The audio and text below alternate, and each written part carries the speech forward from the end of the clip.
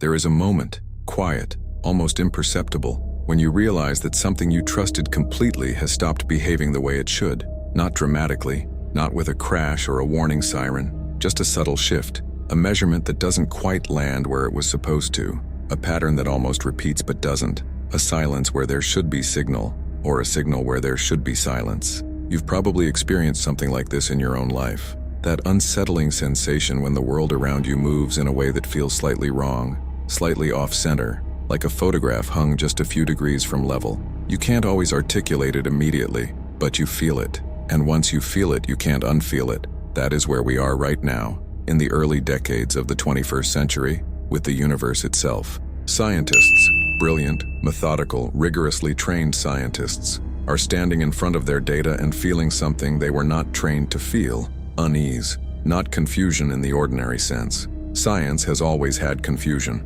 Confusion is how science grows. A scientist encounters something they don't understand, they investigate it, they build a model, they test the model, they revise it, and eventually the confusion resolves into clarity. That's the process. That's always been the process. But what's happening right now across multiple fields of physics and cosmology and astronomy is something different. It's not the clean confusion of a single unexplained phenomenon waiting for its explanation. It is something more unsettling than that. It is a growing accumulation of observations, measurements, and behaviors that collectively suggest the universe is not following the rules we thought it had agreed to follow. And when you start to lay them all out side by side, when you begin to look at them not as isolated puzzles but as a pattern, that's when the unease begins to settle in. That's when you start to wonder whether the problem isn't with any one measurement, but with something far more foundational. To understand why this is so unsettling, you first need to appreciate just how solid and reliable the picture of the universe was supposed to be. Imagine standing inside a vast machine, the largest machine imaginable, and watching it run. Every gear turns at the expected rate. Every lever moves through its prescribed arc. Every spring compresses and releases in perfect rhythm. The machine has been running for 13.8 billion years, and in that entire time, it has never skipped a beat. It has never hesitated. It has never produced an output that violated its own internal logic. You could stand at any point in the machine, observe a tiny sliver of its behavior, and from that sliver deduce almost everything else about how the rest of it works. The universe, as we understood it, was that machine, orderly, lawful, consistent, and the laws that governed it, the laws of physics, were not suggestions. They were absolutes. These laws had been tested in ways that stagger the imagination. You could take the equations that describe gravity and use them to predict the trajectory of a spacecraft launched decades ago, hurtling through the outer darkness of the solar system, and when you check on that spacecraft years later, it is exactly where the math said it would be, off by a margin so small it barely registers. You could take the equations describing quantum mechanics and use them to calculate the magnetic moment of an electron, and the result would match the experimentally measured value to 11 decimal places. 11 decimal places. That is not approximation. That is not an educated guess. That is a level of precision that should make your breath catch in your throat when you really stop to consider it. The laws of physics work. They work in ways that defy ordinary language to describe properly, because ordinary language was built to handle the ordinary world, and these laws operate at a level of fundamental, irrefutable accuracy that ordinary language was never designed to express. And not only do these laws work with extraordinary precision, they work everywhere. That is a point that cannot be overstated. The same gravitational constant that governs the orbit of the moon around the Earth also governs the spiral of galaxies hundreds of millions of light years away. The same laws of thermodynamics that describe what happens when you heat a cup of coffee appear to hold true in the interiors of collapsing stars. The same rules of electromagnetism that allow electricity to flow through the wires in your walls also appear to govern the behavior of charged particles in plasmas scattered across the cosmos. The universe, for all its incomprehensible scale and complexity, appeared to speak a single language, and we believed we had learned it. We had invested generations of human genius into learning it. We had staked our civilizational confidence in the idea that the universe was, at its core, a consistent, rule-following system, and for a long time, the evidence backed us up completely. So you have to appreciate what it means when that confidence begins to develop cracks. Not shattering, not collapsing, just small hairline cracks appearing in places you wouldn't expect. A measurement that disagrees with the prediction. A signal that persists when it should have disappeared. A galaxy where there shouldn't be a galaxy. a number that refuses to match the one the equations told you it should be. Each crack, taken individually, seems like it could be a mistake, instrument error, statistical fluke, a calculation that someone will eventually realize needs to be redone. Scientists are trained to think this way, to be skeptical of anomalies, to wait for confirmation, to not overreact. And for a while, that skepticism feels entirely appropriate. Of course, there are going to be occasional discrepancies. Science is hard, measurements are hard, the universe is complicated, but then the cracks keep appearing, and they keep not going away. And slowly, the accumulated weight of all these things that don't quite fit begins to feel like something more than just noise in the data. Let's begin at what might be the most visible, the most publicly debated, the most stubbornly persistent anomaly in modern cosmology, the number that describes how fast the universe is expanding. This number is called the Hubble constant, named after the astronomer Edwin Hubble, who in the 1920s demonstrated that the universe was not static but expanding, that distant galaxies were moving away from us, and that the farther away a galaxy was, the faster it appeared to be receding. This was one of the great revelations in the history of human knowledge. The universe was not an eternal, unchanging backdrop. It was dynamic, it was evolving, and the rate at which it was expanding, the Hubble constant, became one of the most important numbers in all of cosmology. Pinning it down precisely became a central mission for generations of astronomers. By the early 21st century, it seemed like we were close to nailing it. Two major approaches existed for measuring the Hubble constant, each using completely different methods, each involving enormous amounts of data and rigorous analysis, each conducted by teams of some of the most talented cosmologists in the world. The first approach was to look at the early universe, specifically at the cosmic microwave background, the faint glow of radiation left over from the Big Bang that still permeates all of space today. This radiation is like a fossil record of the infant universe, and by analyzing its patterns with extraordinary precision, scientists could extract information about the physical conditions of the early cosmos and use that information, combined with their best theoretical models, to predict what the Hubble constant should be today. The second approach was more direct, to look at the nearby universe and measure the expansion rate using observations of stars and supernovae and other cosmic distance markers. Two different methods, two different windows on the universe, and they should give the same answer. They don't. The two measurements disagree, not by a trivial amount, not by a margin that could easily be explained away as instrument imprecision, but by a statistically significant and stubbornly persistent gap. The value derived from studying the early universe comes in at roughly 67 kilometers per second per megaparsec. The value derived from direct measurement of the nearby universe comes in at roughly 73. That difference, 6 kilometers per second per megaparsec, sounds small, but in the context of cosmological precision measurement, it is enormous. It is a gap that has widened rather than narrowed as measurement techniques have improved. It is a gap that has survived every attempt to explain it away, and it has a name in the scientific community, the Hubble tension. That word, tension, is doing a lot of work. It is the polite scientific way of saying that something is wrong. Something somewhere is not right, and we don't know what. You might think, well, perhaps one of the measurements is simply incorrect. Perhaps there's a systematic error, some subtle mistake in the instruments or the analysis that nobody has caught yet. And that is absolutely possible. Scientists take that possibility seriously. They have spent years going over both measurements with extraordinary care, checking and rechecking every assumption, every calibration, every step in the analysis. And what they find again and again is that both measurements appear to be correct. Both are internally consistent. Both are the result of painstaking, rigorous work by researchers who are not prone to making simple mistakes. When two careful measurements of the same quantity disagree, and when every effort to find the error in one of them fails, the scientific implication is significant. Perhaps the error is not in the measurements. Perhaps it is in our understanding of the universe itself. Perhaps the universe is expanding at different rates in different epochs in a way that our current models do not account for. That would not be a small revision to cosmology. That would be a revolution. But the Hubble tension, for all its significance, is not the only thing that doesn't fit, not even close. While cosmologists were wrestling with the expanding universe's rate of growth, another deeply strange thing was happening in the field of large-scale structure, the study of how matter is distributed across the cosmos. The universe is not uniformly filled with matter. On the largest scales, it is structured like a cosmic web, vast filaments of galaxies threading through space, surrounding enormous voids, clustering into superclusters and walls of almost incomprehensible scale. This structure arose from tiny fluctuations in the early universe, microscopic variations in the density of matter and energy that gravity amplified over billions of years, into the towering architecture of the cosmic web we see today.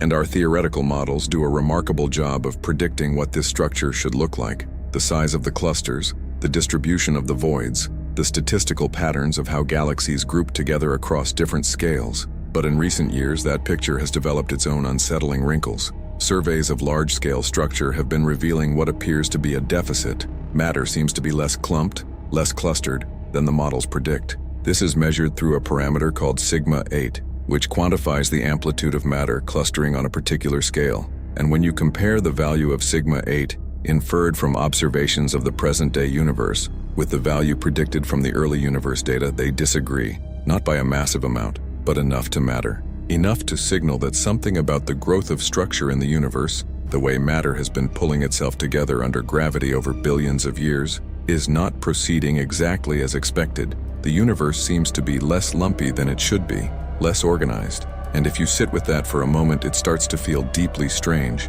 because the organizing force of gravity has been running for 13 billion years. How do you get less organization than expected after 13 billion years of an organizer as powerful and inexorable as gravity? One possible answer, and this is where things begin to get genuinely eerie, involves dark energy. You've probably heard this term before, but it's worth stopping to really think about what it means, or rather what it doesn't mean, because the name dark energy is in some ways a philosophical placeholder rather than a scientific description. It is the name we give to whatever is causing the expansion of the universe to accelerate. In the late 1990s, two teams of astronomers studying the brightness of a particular type of supernova that can be used as a standard candle for measuring cosmic distances discovered something shocking. The universe was not just expanding, it was expanding faster and faster with time. The rate of expansion was accelerating. This was completely unexpected. Gravity was supposed to be slowing the expansion down. Instead, something was speeding it up. Something was winning a tug-of-war against gravity on the scale of the entire cosmos. And that something, whatever it is, we call dark energy. Dark energy is, according to our best current understanding, the dominant component of the universe. It makes up approximately 68% of all the energy content of the cosmos, more than 2/3 of everything, and we have essentially no idea what it is. We don't know its origin. We don't know its ultimate nature. We don't know whether it is truly constant, a fixed feature of space itself, or whether it varies with time and space in ways that could dramatically alter the future of the universe. For decades, the simplest assumption was that dark energy was what Einstein called the cosmological constant, a fixed, unchanging energy density built into the fabric of space, the same everywhere and always. It fit the data well enough. It was uncomfortable in certain theoretical ways. The value the cosmological constant needed to have was extraordinarily difficult to explain from first principles, requiring a cancellation of quantum mechanical effects to a precision of something like 1 part in 10 to the power of 120, but it worked observationally, until perhaps it doesn't quite work as well as it used to, because very recently, early results from the Dark Energy Spectroscopic Instrument, a survey designed with extraordinary precision specifically to probe the nature of dark energy, have suggested something that, if confirmed, would be genuinely seismic for cosmology. The data hint that dark energy may not be constant. It may be changing over time. It may have been weaker in the distant past and stronger now, or it may be oscillating in some way that our current models don't capture. The statistical significance of this finding is still being scrutinized. It is not yet confirmed beyond all doubt. But the fact that it appeared in a dataset this large, this carefully constructed, this specifically designed to test the constancy of dark energy, that is not nothing. That is a result that makes serious scientists sit up straight in their chairs and stare at the ceiling. If dark energy is not constant, then the cosmological constant, the simplest, cleanest explanation for the accelerated expansion, is wrong. And if the cosmological constant is wrong, then our entire standard model of cosmology needs to be reopened, reconsidered, and potentially rebuilt from somewhere near the foundations. You are beginning to feel it now, aren't you? That slight displacement, that sense of the ground shifting under something you thought was solid. These are not fringe observations. These are not the claims of outsiders trying to overturn science for reasons of ego or publicity. These are peer-reviewed, carefully verified observations conducted by the world's leading scientific institutions using the most sophisticated instruments ever built, and they are disagreeing with each other and with theory in ways that have persisted for years now and shown no signs of resolving. But we haven't even reached the strangest parts yet, not by a long way, because the anomalies don't stop at the scale of the cosmos. They exist at the other extreme of scale as well, deep inside the quantum world, where the behavior of reality has always been bizarre, but where it is now becoming bizarre in new ways. The quantum world is a realm that most people encounter as abstract, the territory of textbooks and equations, the domain of particles so small that ordinary intuitions cease to apply. But it is not abstract. It is, in a very real sense, the substrate of everything. Every atom in your body obeys quantum mechanics. Every chemical reaction in your cells is governed by quantum rules. Every photon of light that has ever reached your eyes has traveled to you via quantum processes. The solidity of the floor beneath you, the warmth of sunlight on your face, the color of everything you see, all of it is quantum mechanics in action. And quantum mechanics is, by every measure, the most successful physical theory ever developed. Its predictions have been verified to extraordinary precision. No experiment has ever been conducted that genuinely contradicts it. It is, in that sense, unimpeachable. And yet, quantum mechanics has always had something deeply unsettling at its heart, something that physicists have argued about since the very beginning of the theory, without resolution. The problem is this: quantum mechanics describes the behavior of particles not as having definite states, but as existing in superpositions, combinations of multiple possible states simultaneously. A particle doesn't have a definite position. It has a probability distribution over possible positions.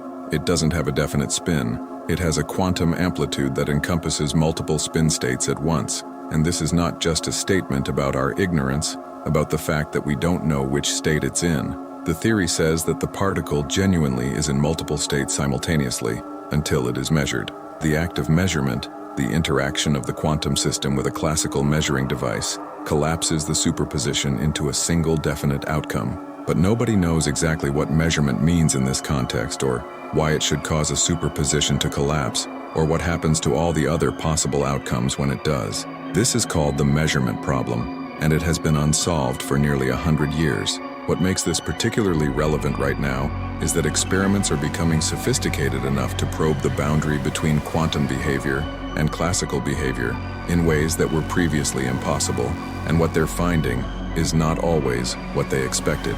Quantum superpositions, which were once thought to be destroyed almost instantly when a system becomes large enough or warm enough or interacts with the environment at all, are being maintained in systems of increasingly surprising size and complexity. In recent years, researchers have demonstrated quantum superposition in molecules containing hundreds of atoms. They found evidence of quantum coherence, the quantum wave-like behavior that allows interference effects in biological systems, potentially including photosynthesis and bird navigation, which suggests that the squishy, warm, chaotic world of living things may be harnessing quantum effects in ways that the classical view of biology never anticipated. The border between the quantum and the classical, the point at which weird quantum behavior gives way to the predictable classical world, seems to be further out than expected, or perhaps there is no sharp border at all. And then there are the results coming from what might be the most philosophically disquieting series of experiments in the history of science, the tests of Bell's inequalities and their descendants, culminating in experiments of such precision and closure of previous loopholes that they have forced a genuinely extraordinary conclusion upon us. John Bell, in the 1960s, devised a mathematical framework for testing whether the correlations observed between entangled quantum particles, particles that seem to influence each other instantly regardless of the distance between them, could possibly be explained by any theory in which particles carry hidden local information that determines their measurement outcomes in advance. In other words, Bell asked whether the strangeness of quantum mechanics was just an appearance, whether underneath it all, particles were just small objects with definite properties, and quantum mechanics was just our ignorance of those properties dressed up in mathematical formalism. The experiments, conducted with increasing rigor over the past several decades, have given a clear and unambiguous answer. No, the correlations between entangled particles are too strong, too consistently strong, to be explained by any local hidden variable theory. There is no way to explain them by saying the particles had predetermined properties. The universe, at its quantum level, is genuinely non-local in some sense. Entangled particles behave as though they are connected in a way that transcends distance, and this connection is not mediated by any signal passing through space. In 2022, the physicists Alain Aspect, John Clauser, and Anton Zeilinger were awarded the Nobel Prize in Physics for their experimental work establishing this fact. And what is the implication? The implication is that reality, at the quantum level, does not consist of things with definite properties existing in definite places. Whatever reality is, at its most fundamental level, it is not that simple, and we still don't know what it is instead. You might think that the strangeness of quantum mechanics is old news, that this has been known since the 1920s, and we've simply learned to live with it. And in one sense, that's true. But there's a reason it keeps resurfacing as a source of profound scientific unease, and that reason is this. Over the past decade, experiments have been probing quantum foundations with a new level of rigor, and they keep turning up results that force the same conclusion to become sharper, more precise, more undeniable. A 2020 paper by a group of physicists described an experiment that seemed to demonstrate, under very specific conditions, that quantum measurements could give different results for the same physical quantity, and both results could be simultaneously valid. A result that, if you follow its logic, seems to suggest that facts themselves may not be objective, that the universe may not have a single definite description from all perspectives simultaneously. The title of the paper made physicists uncomfortable. Experimental Rejection of Observer Independence in the Quantum World. Read that again. The rejection of observer independence. The suggestion that there may be no view from nowhere, no God's eye perspective from which the universe has a single, definite description. That is not a comfortable idea. That is an idea that, if taken seriously, begins to dissolve something very basic about how we imagine reality to work. Let's step back for a moment from the quantum world and return to the large scale, to the cosmos, because there are more things there that don't fit neatly into any picture. Let's talk about the galaxies themselves. Not the distribution of galaxies, which we touched on earlier, but their individual behavior. Galaxies are among the most studied objects in astronomy. We've been cataloging them, measuring their properties, studying their formation and evolution for decades. And our models of galaxy formation, which are based on our understanding of gravity, dark matter, gas dynamics, star formation, and feedback from massive black holes, have become impressively sophisticated. They can reproduce the general features of the galaxy population we observe, the mix of spiral and elliptical galaxies, the relationship between a galaxy's mass and the velocity of its stars, the sizes of galaxies at different epochs. But the James Webb Space Telescope, which became operational in 2022 and began returning data shortly thereafter, has been introducing complications that nobody entirely expected. The telescope is designed to see the very early universe, to peer back through time to the first few 100 million years after the Big Bang, when the first stars and galaxies were forming. And what it has been finding, in image after image, has caused a wave of re-examination in the astrophysics community.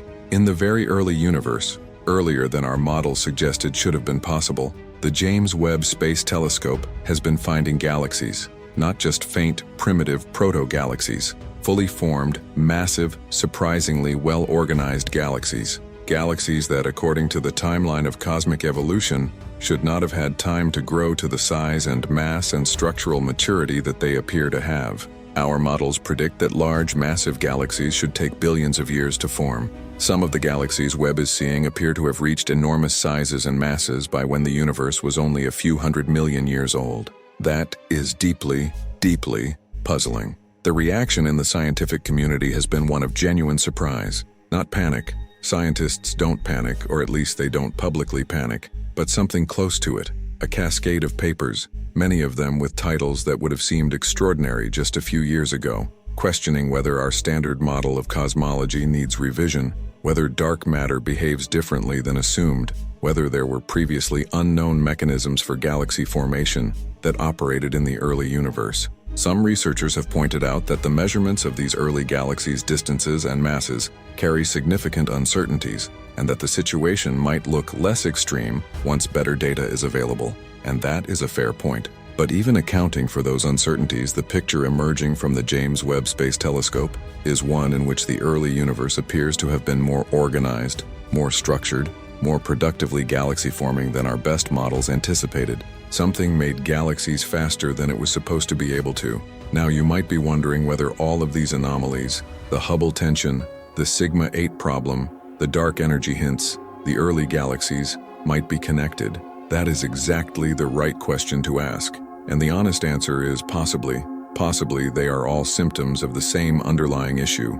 Possibly there is a single missing piece in our cosmological model, some unknown physical ingredient or some incorrect assumption that, if corrected, would make all of these discrepancies disappear simultaneously. That would be satisfying. That would be the kind of resolution that science is good at. And some researchers are actively pursuing that possibility, exploring modifications to the standard cosmological model that could address multiple tensions at once. But the frustrating thing is that so far, every proposed modification that helps with one tension tends to make another one worse. The anomalies don't sit neatly in a row waiting to be explained by a single elegant solution. They resist easy accommodation. They persist. And while all of this is happening in cosmology, something equally unsettling is happening much closer to home, in the realm of particle physics, in the world of the smallest building blocks of matter. The standard model of particle physics is, like the standard cosmological model, an extraordinary achievement. It describes all the known elementary particles, the quarks, the leptons, the gauge bosons, and 3 of the 4 fundamental forces of nature: electromagnetism, the weak nuclear force, and the strong nuclear force. It has been tested to extraordinary precision and confirmed in experiment after experiment. Its predictions are, in many cases, accurate to an almost absurd degree. And yet, like all good theories, it leaves certain things unexplained. It doesn't include gravity. It doesn't explain why the particle masses have the values they have. It doesn't explain why there is more matter than antimatter in the universe. It doesn't explain what dark matter is. These are known gaps, places where the standard model is known to be incomplete. But in addition to these known gaps, the standard model has been experiencing anomalies of its own, measurements that don't quite match what the theory predicts, in ways that have been teasing physicists for years. For a long time, one of the most talked about was the measurement of the anomalous magnetic moment of the muon. The muon's G-2, in the language of particle physics. The muon is essentially a heavy version of the electron, unstable, with a lifetime of about 2 microseconds. Like the electron, it has a magnetic moment, a property related to how it responds to magnetic fields, and the standard model predicts the value of this magnetic moment with extraordinary precision. For years, measurements of this quantity at the Brookhaven National Laboratory suggested a discrepancy between the measured value and the theoretical prediction, a hint that something beyond the standard model might be influencing the muon's magnetic behavior. Then, in 2021, the muon G2 experiment at Fermilab, using a far more precise measurement, confirmed that discrepancy. The measured value deviated from the theoretical prediction at a level of statistical significance that made it very hard to dismiss as a fluke. The excitement was palpable. Here was evidence, potentially, son of new physics beyond the standard model. New particles, new forces, something that our current theory doesn't account for but that was leaving its fingerprint on this precise measurement. And then, as if to demonstrate perfectly the maddening nature of this moment in physics, a new theoretical calculation came along. A large group of theorists, using a different computational approach, produced a new prediction for the muon's G-2 from the standard model, and their new prediction agreed with the experiment. If their calculation is correct, the anomaly disappears, not because the measurement was wrong, but because the previous theoretical prediction was wrong. And now physicists are in the uncomfortable position of having 2 different theoretical calculations of the same quantity, both done carefully, both representing serious scientific work, that give different answers, and both of those answers are being compared to an experimental measurement. The question of whether the muon anomaly represents real new physics is now not a question about the measurement, but a question about which theoretical calculation to trust. That is a very strange place to be. That is the kind of situation that suggests something about the theoretical tools themselves might be uncertain. But the muon is not alone in hinting at cracks in the standard model. For years, there have been results in the physics of the bottom quark, a heavier, unstable variety of quark found in certain exotic particles, that suggested possible violations of what is called lepton universality. Lepton universality is the principle, embedded in the standard model, that the 3 types of charged leptons, the electron, the muon, and the tau particle, are identical in every way except their mass.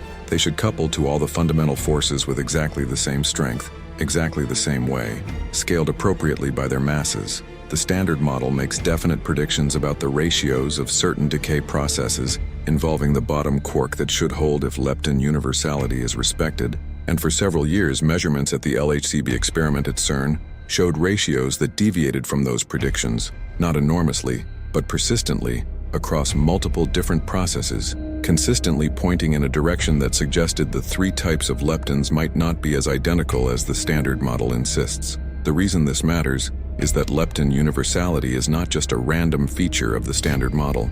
It is a deep structural symmetry of the theory. If it is violated, if the three generations of leptons genuinely couple differently to some force, then something fundamental about the theory's structure is wrong. Something new must be going on, a new interaction, a new particle, some physics that the Standard Model doesn't include. For years, these hints were taken seriously, investigated carefully, treated as one of the most promising possible windows onto new physics. And then, in 2022 and 2023, updates from LHCb incorporating larger datasets pulled the anomalies back. The new measurements were more consistent with Standard Model predictions. The anomalies, which had looked so persistent, faded, which might seem reassuring, but is actually, in its own way, just as unsettling, because it means the situation is not even cleanly anomalous. It is ambiguous. The data is speaking in a language that is frustratingly unclear. And when the data is ambiguous, when anomalies appear and partially fade and partially persist,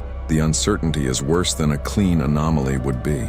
There is another place where the Standard Model has been facing pressure that has not faded, a place that touches on one of the deepest mysteries in all of physics, the matter-antimatter asymmetry of the universe. The Standard Model, in its most fundamental form, has a near-perfect symmetry between matter and antimatter. For every particle, there is an antiparticle with opposite charge and the same mass, and the laws of physics as written are very nearly symmetric with respect to swapping matter for antimatter. But the observable universe is made almost entirely of matter. There is no significant antimatter out there. If the Big Bang created equal amounts of matter and antimatter, which is what the simple versions of the theory suggest, then almost all of it should have annihilated in the first moments of the universe's existence, leaving behind a cosmos of pure radiation. Instead, there is a universe full of matter, galaxies, stars, planets, life. Something created a tiny excess of matter over antimatter in the early universe, perhaps one extra matter particle for every billion matter-antimatter pairs, and that tiny excess is everything that exists. Where does that asymmetry come from? What created it? The Standard Model doesn't have enough matter-antimatter asymmetry built into it to explain what we see. Something is missing from the story. And then there is the deepest missing piece of all, the one that dominates the gravitational landscape of the universe. Dark matter. You've heard the name. Everyone has. But let's really sit with what it means. Dark matter is matter that we cannot see. Not because it's hidden behind something, not because it's too faint, but because it does not emit, absorb, or reflect light, or any other form of electromagnetic radiation. It is completely invisible to every kind of telescope or detector that relies on electromagnetic waves. We know it exists, or something exists that does what dark matter would do, because of its gravitational effects. Galaxies rotate in ways that would be impossible if the only matter present were the visible luminous matter we can see. The outer regions of spiral galaxies rotate too fast, moving at speeds that would throw them off into space if the only gravitational force holding them were from the visible stars and gas. Something invisible provides additional gravitational glue. The same story plays out at the scale of galaxy clusters and at the cosmological scale. The structure of the universe, the way matter clusters on large scales, requires dark matter to have the right shape and distribution. Something is there, something massive and ubiquitous and completely non-luminous. The most popular theoretical candidates for dark matter have been particles called WIMPs, weakly interacting massive particles. The appeal of WIMPs was elegant. They would be particles with masses roughly similar to atomic nuclei, interacting with ordinary matter only through the weak nuclear force and gravity, naturally predicted by extensions of the Standard Model like supersymmetry.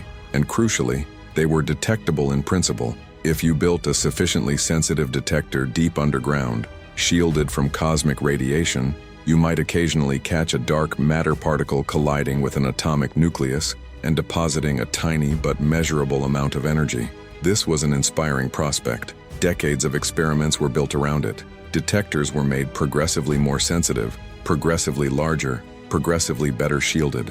And the results year after year have been the same: nothing.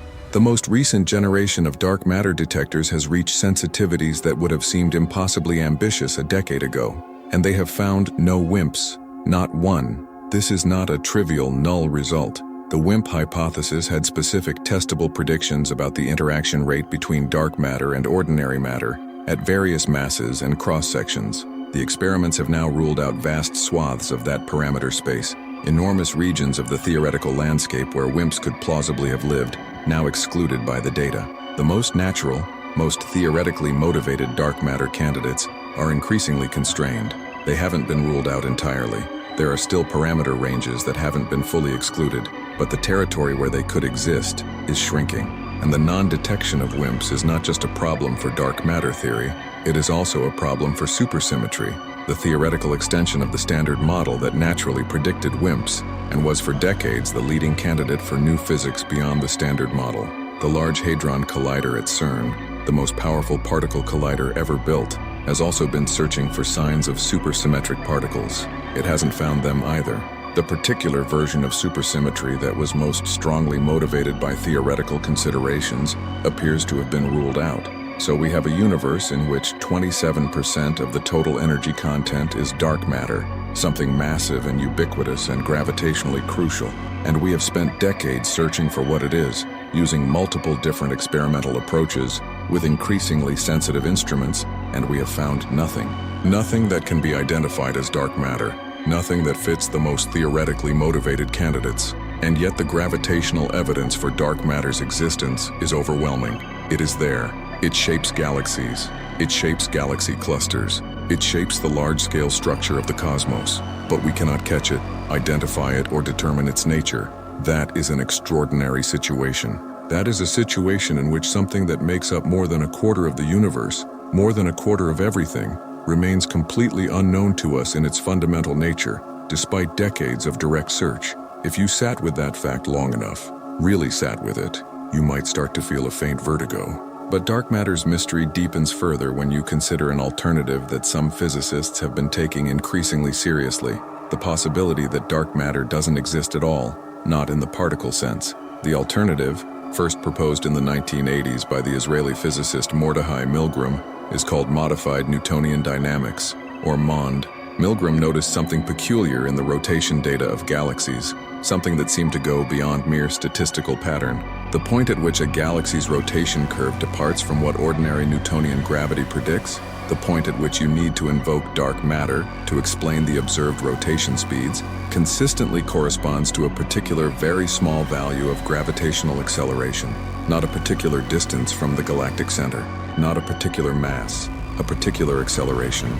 As if the laws of gravity themselves change behavior when the gravitational field drops below a certain tiny threshold. Milgram's proposal was radical. Perhaps dark matter doesn't exist, and instead, at very low accelerations, gravity behaves differently than Newton's and Einstein's equations predict. Perhaps the law of gravity itself needs modification. MOND has had a complicated history. It works remarkably well, suspiciously, uncomfortably well, for the rotation curves of individual galaxies, not just approximately well. It makes specific testable predictions about galaxy rotation curves given nothing but the distribution of visible matter, and those predictions match observations across an enormous range of galaxy types with a precision that dark matter models struggle to replicate without fine-tuning. There is a specific relationship between the visible matter in a galaxy and its rotational velocity, called the radial acceleration relation, or the baryonic Tully-Fisher relation, that MOND predicts naturally and that observations confirm with striking regularity. If dark matter is the explanation for galaxy rotation, then this tight, clean relationship between visible matter and total gravitational effect needs to be explained as an emergent property of how dark matter distributes itself around galaxies. And that explanation requires assumptions about dark matter behavior that are not independently motivated, and yet MOND fails at larger scales. It struggles to explain the gravitational behavior of galaxy clusters without invoking something extra. It has difficulties with cosmological observations, and it is theoretically inelegant in certain ways, hard to reconcile with special relativity without significant theoretical gymnastics, though relativistic extensions of MOND have been developed. So the situation is peculiar. One of these two frameworks, dark matter or modified gravity, works well at galactic scales but struggles at cosmological scales, while the other works well at cosmological scales but struggles to be directly detected and leaves a suspicious pattern in galactic data that requires explanation, and neither one works perfectly everywhere. This is the kind of situation that, in the history of physics, sometimes precedes a genuine paradigm shift, a new framework that supersedes both. But it might also just be the kind of messiness that comes from a complex reality that doesn't resolve neatly at the current level of understanding. The unsettling thing is that we genuinely cannot tell which kind of situation this is. Let's move now to something that operates at a completely different scale, not the cosmic scale of galaxy clusters, not the quantum scale of elementary particles, but the human scale, the scale of laboratories on Earth, because there is an anomaly that has been persistently attracting attention for years. One that sits at the intersection of nuclear physics and cosmology, and that has a name simple enough to belie its significance: the neutron lifetime puzzle. Neutrons outside the nucleus of an atom are unstable. A free neutron will decay, transforming into a proton, an electron, and an antineutrino in a matter of minutes. This decay is mediated by the weak nuclear force, and the Standard Model makes a definite prediction about how long a neutron should live before it decays.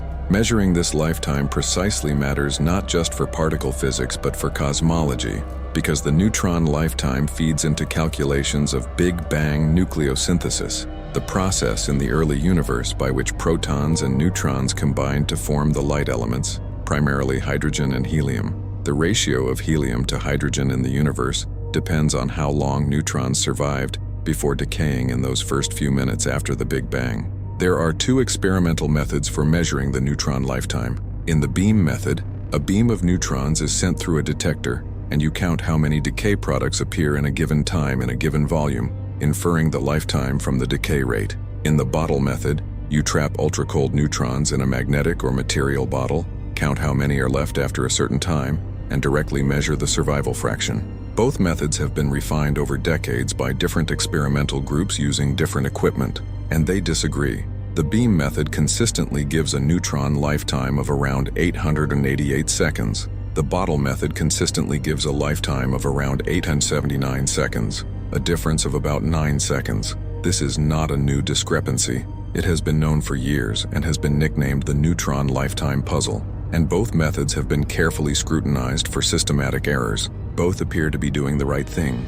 Both appear to be measuring the same physical quantity, and they differ by about 9 seconds. 9 seconds might not sound like much in absolute terms, but in the context of precision physics, it is a significant and stubborn discrepancy. One possible explanation, and this is the one that captures the imagination, is that the beam method is correct, and the bottle method is undercounting survivors because some of the neutrons in the bottle are not decaying in the standard way. Instead of decaying into a proton, an electron, and an antineutrino, they might be converting into something that the bottle detector doesn't detect, something neutral, something that can pass through the bottle walls undetected, something like dark matter. If a small fraction of neutrons were converting into a dark matter particle instead of undergoing standard beta decay, the bottle method would see fewer neutrons than expected, giving a shorter apparent lifetime. The beam method, which looks for decay products rather than survivors, would not be sensitive to this alternate decay channel and would give the correct, longer, lifetime. This is a speculative explanation, and it has not been confirmed. But it has not been ruled out either, and the discrepancy persists. What you are accumulating, if you are keeping track, is a picture that is increasingly difficult to dismiss as random noise. You have cosmological tensions at the largest scales. You have particle physics anomalies at the smallest scales. You have dark matter that cannot be found. You have dark energy that may not be constant. You have early galaxies that formed too quickly. You have a neutron whose lifetime can't be agreed upon. You have quantum mechanical experiments suggesting that facts themselves may not be observer independent. Each of these things, in isolation, can be rationalized. Each can be accompanied by a reassuring narrative about how science proceeds incrementally, how anomalies often resolve, how the history of physics is full of puzzles that eventually found their solutions. But when you lay them all out together, when you allow yourself to look at the whole landscape rather than just individual patches of it, a different narrative starts to form. Not the narrative of science proceeding normally, the narrative of something systematically wrong with the way we understand the universe. And there is one more thing that needs to be added to this picture, something that operates not at the scale of the cosmos or the particle, but at the scale of the universe's geometry and topology, its very shape. We tend to assume, without thinking very hard about it, that the universe is spatially flat, that parallel lines extended indefinitely never meet or diverge, that the sum of the angles of a triangle drawn in space always adds up to exactly 180 degrees. This flatness is predicted by our cosmological models, and it is very well supported by observations of the cosmic microwave background. But the cosmic microwave background also contains, if you look carefully, some features that are not perfectly explained by the standard flat, infinite universe picture.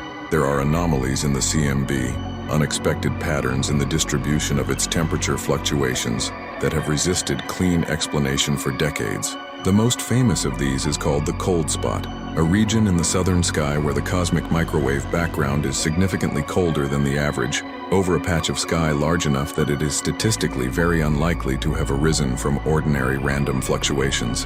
One explanation that has been proposed is a supervoid, an enormous region of space largely empty of matter, through which the CMB photons traveled and lost energy.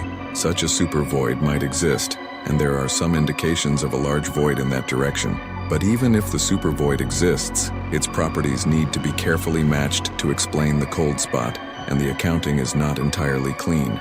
Another explanation, more exotic, is that the cold spot is an imprint of a collision between our universe and another universe, a bubble universe existing in a broader multiverse, whose gravitational influence left a mark on the early universe that we see today in the CMB. This remains speculative, but the cold spot remains unexplained. There are other large-scale anomalies in the CMB as well. There is the so-called hemispherical power asymmetry, the fact that temperature fluctuations in the CMB appear to be slightly stronger in one hemisphere of the sky than the other, which should not happen in a universe that is statistically the same in all directions. There is the alignment of the CMB quadrupole and octopole, the largest scale patterns in the temperature fluctuations, which appear to be suspiciously aligned with each other and with the plane of our solar system. This alignment is sometimes called the axis of evil, a term coined by the cosmologist Kate Land and João Magejo, because its existence seems to single out a preferred direction in the universe, which violates a foundational assumption of cosmology called the Copernican principle, the assumption that we do not occupy any special position in the universe, that the cosmos looks broadly the same in all directions from any vantage point. These large-scale CMB anomalies have not been definitively explained. They have not been definitively confirmed as real features rather than statistical artifacts. They exist in the data, persistent and unexplained, and they make some cosmologists very uneasy. Because the Copernican principle is not just a philosophical preference, it is a working assumption that underlies almost all of modern cosmology.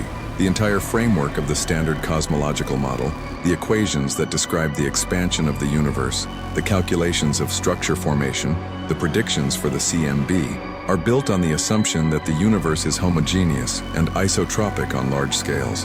Homogeneous meaning the same density and composition everywhere, isotropic meaning the same in all directions. These are not tested assumptions in the same way that, say, the charge of the electron is tested. They are foundational prior assumptions, built into the mathematical framework from the start. If they are wrong, if the universe is not actually homogeneous and isotropic on the largest scales, then the entire apparatus of modern cosmology is built on a foundation that needs to be re-examined, not tweaked, re-examined. That is an uncomfortable thought to hold, even as a possibility.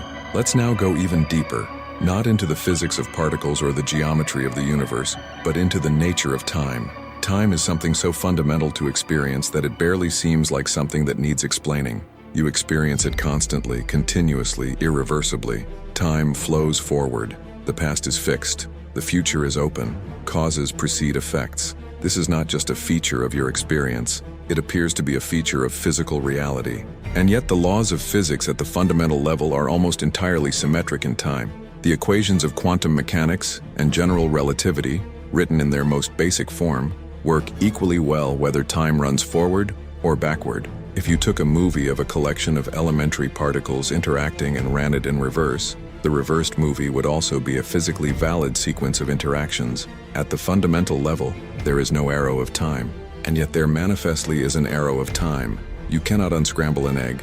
You cannot unmix cream from coffee. You cannot remember the future. How does this irreversibility arise from laws that are fundamentally reversible?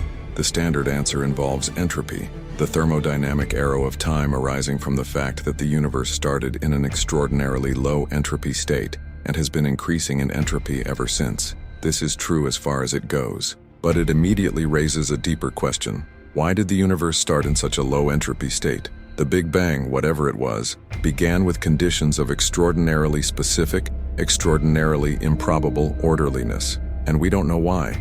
We don't have a physical explanation for the low entropy initial condition of the universe. We have the fact of it. Without the low entropy initial condition, time would have no arrow, and complex structures like galaxies and stars and life could not exist, but we don't have an explanation for it. Some physicists think the answer involves the quantum mechanics of the universe's origin, perhaps a quantum fluctuation from nothing, perhaps a tunneling event from some prior state. Others think it requires invoking a multiverse of universes with different initial conditions, and we exist in one with a low entropy beginning because only such universes permit our existence. But none of these explanations is satisfying in the sense of being derived from first principles. The arrow of time remains at its root mysterious, and time's mystery deepens further when you bring in general relativity. Einstein's theory of general relativity, the currently accepted description of gravity, treats time not as a background absolute, but as a dimension of spacetime, curved and distorted by mass and energy. Time runs at different rates in different gravitational fields. A clock near a massive object runs slower than a clock far away. This is not a subtle effect. It is real, measurable, and important enough that the GPS satellites in orbit around Earth have to correct for it continuously, or their positioning calculations would drift unacceptably. Gravitational time dilation is a confirmed, practical fact of modern technology. But consider what this means. Time is not a universal, absolute flow. It is a local property of spacetime that varies from place to place.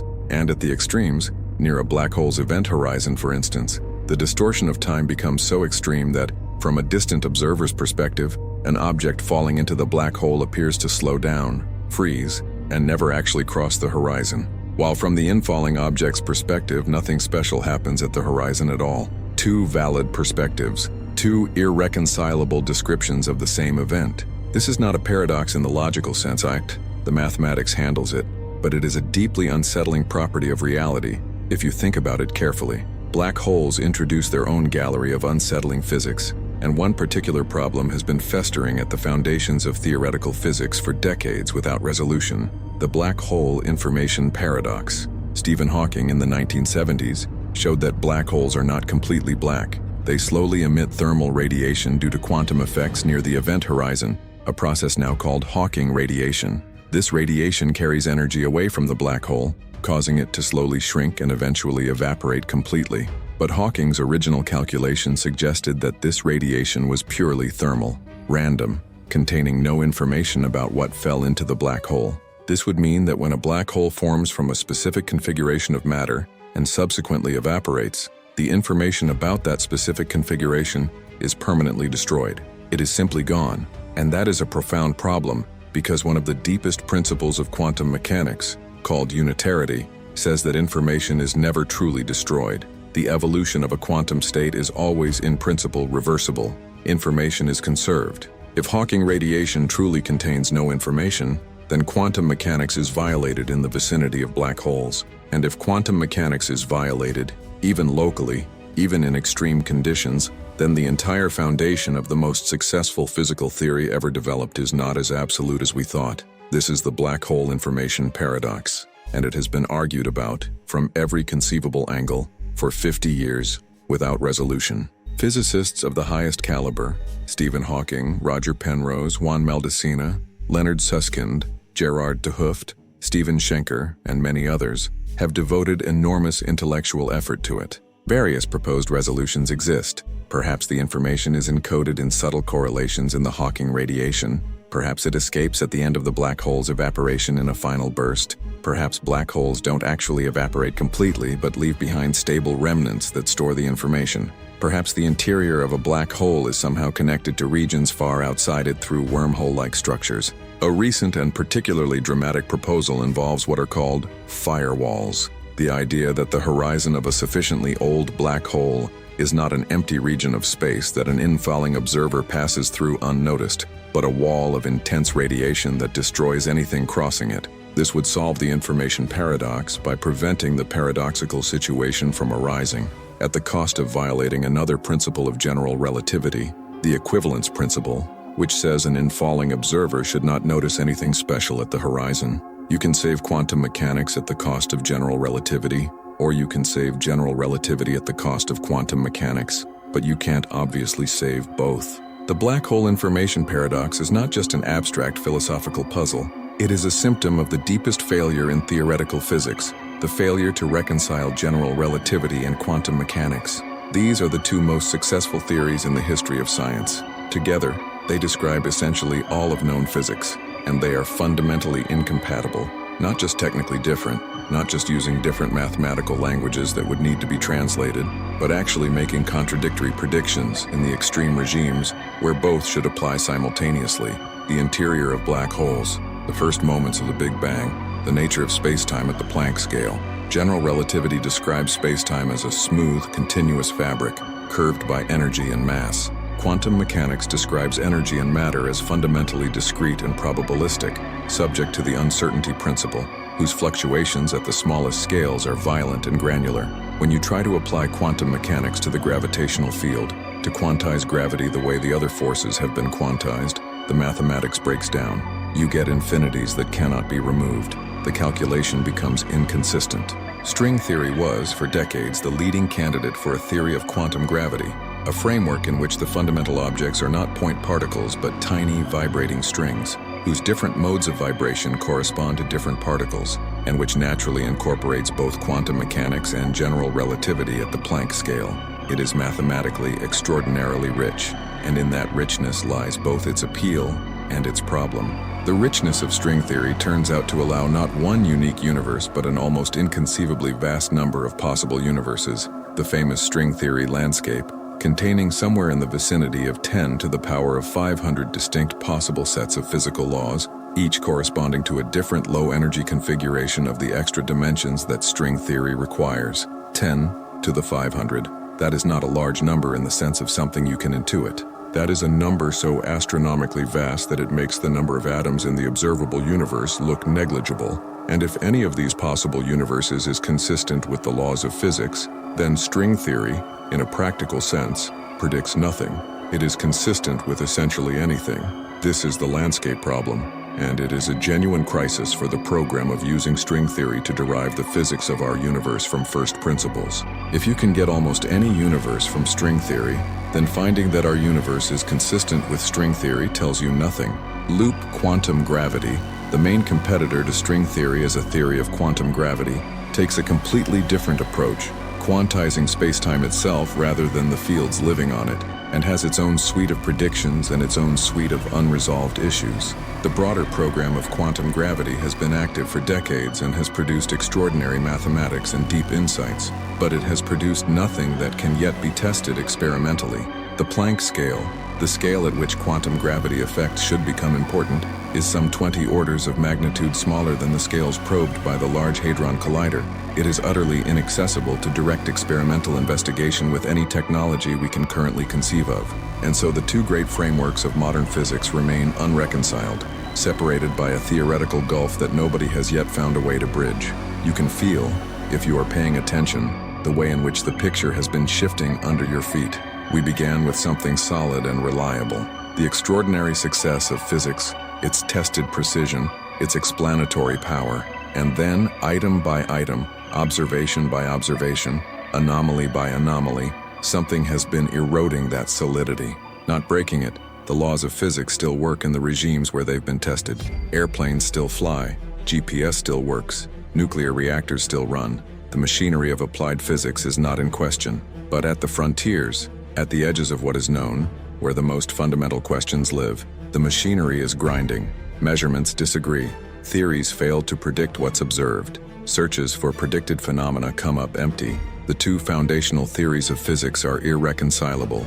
Something at the deepest level is not right. It is worth pausing here to appreciate something that often gets lost in the technical details: the sheer improbability of the universe we find ourselves in. The laws of physics as they exist appear to be extraordinarily finely tuned to permit the existence of complexity, chemistry, and life. This is not a spiritual or metaphysical claim. It is a mathematical observation that has been noted by physicists across the ideological spectrum. Consider the cosmological constant, the value of dark energy that determines the rate of cosmic expansion.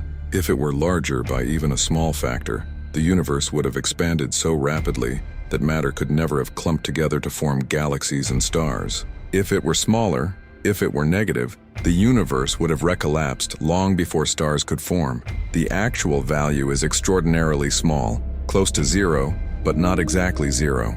And why it is this particular tiny value is one of the deepest mysteries in physics. The same story repeats for the masses of the fundamental particles, the strengths of the fundamental forces, the ratio of matter to antimatter, the particular values that allowed for the synthesis of carbon in stellar interiors. The list of parameters that appear to be finely tuned for the existence of complex structures is long and has been studied carefully, and there are really only a few logical responses to this observation. One is that the universe just happens to have these values. It's a cosmic coincidence, full stop, and there's nothing more to say. Another is that there are reasons, currently unknown, why the constants must have these values. Some deeper theoretical principle that we haven't discovered yet that fixes them uniquely. A third is the multiverse. If there are an enormous number of universes, each with different physical constants, then by selection effect, we find ourselves in one that permits our existence. The multiverse is not a fringe idea. It is taken seriously by many leading physicists, including the proponents of string theory's landscape and the eternal inflation scenario in cosmology. But it is deeply uncomfortable scientifically, because a multiverse, almost by definition, cannot be directly observed or tested. It is an explanation that lies outside the traditional domain of empirical science. And if our best explanations for fundamental features of the universe require invoking an unobservable infinity of other universes, that is a sign that something profound is either very right or very wrong with our theoretical framework, and we cannot easily tell which. There is a concept that physicists and philosophers use to describe what happens when a theoretical framework reaches the limits of its explanatory power, and that concept is naturalness. A theory is natural when its parameters, its masses, its coupling constants, its energy scales, take values that don't require extraordinary cancellations or fine-tuning. A natural theory is one where the numbers make sense given the theory's structure, where you don't need implausible coincidences to get the right output. The standard model of particle physics, in this sense, has a naturalness problem. The mass of the Higgs boson, discovered at the LHC in 2012 in one of the great triumphs of experimental physics, is lighter than naturalness arguments suggest it should be. Quantum mechanical corrections to the Higgs mass from virtual particles are enormous. They push the Higgs mass up towards the Planck scale, 20 orders of magnitude larger than its observed value. To get the observed light Higgs boson, these corrections must cancel almost perfectly, to a precision of 1 part in 10 to the 32. That requires extraordinary fine-tuning. It is technically natural in the mathematical sense, but it is deeply unnatural in the physical intuition sense. Supersymmetry was supposed to solve this. By pairing every particle with a superpartner, supersymmetry provides a natural mechanism for canceling those enormous quantum corrections to the Higgs mass. The corrections from ordinary particles cancel against the corrections from their superpartners, making the light Higgs natural without fine-tuning. This was considered one of the strongest theoretical arguments for supersymmetry, independent of the dark matter motivation. And the LHC has been searching for supersymmetric particles for over a decade. It has found nothing. The superpartners are not appearing. The natural mass range for the superpartners, the range that would solve the naturalness problem without requiring its own fine-tuning, has been largely excluded. If supersymmetry exists, it is either hiding at much higher masses than expected, which reintroduces a fine-tuning problem, or it is configured in a very specific way that has avoided detection so far, or it simply doesn't exist. And without supersymmetry, the naturalness problem of the Higgs boson is unsolved. We have a particle, the Higgs, whose mass seems to require an extraordinary coincidence that our theoretical frameworks cannot naturally account for. This situation, the discovery of the Higgs boson without any accompanying new physics, the absence of supersymmetric particles, the failure to detect dark matter candidates, has been described by some physicists as a nightmare scenario. Not because nothing was found at the LHC. The Higgs boson was a magnificent discovery, a confirmation of decades of theoretical work. But the Higgs was expected to be accompanied by new physics at the TV scale, by superpartners, by new particles, by signs of some deeper structure. The reasoning was compelling. Naturalness required it. The dark matter candidates predicted it. The unification of forces hinted at it, and none of it appeared. The desert began where the standard model ended. And if the desert continues, if the next generation of higher energy colliders also finds nothing new, then physicists will face a genuinely extraordinary situation, a theory that is precisely correct up to some energy scale, beyond which nothing is known, with no naturalness guidance about where the next layer of structure might lie, and with a fundamental parameter, the Higgs mass, that is fine-tuned to an extraordinary degree for no known physical reason. But let's step back from the technical landscapes of particle physics and return to something more visceral, more immediate, something you can almost feel in the data if you allow yourself to read the mood of the scientific literature rather than just its content. There is a quality to the current moment in fundamental physics that is different from other periods, not different in the obvious sense of there being more mysteries. Science has always had mysteries, different in the sense that the mysteries are not converging. In periods of great scientific progress, mysteries tend to multiply initially and then converge. They connect to each other. They start to look like different facets of the same underlying thing.